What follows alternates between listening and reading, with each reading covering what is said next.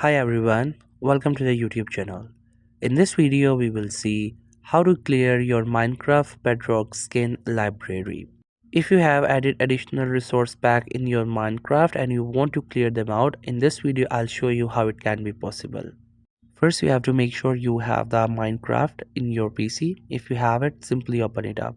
Once the game gets open, then you have to go to the world in which you would like to clear the library. Once you find the world, you will also see the pencil icon. Along with it, you have to click onto that pencil icon. Then on the left side you will see the option for resource packs. You have to click onto it. You will find all the resource packs that you have installed. You have to click onto the specific one that you want to delete. Then you will see the bin icon onto it. You have to click onto it. As you click onto the bin icon, that resource pack will get deleted, and after that you will be able to play your game.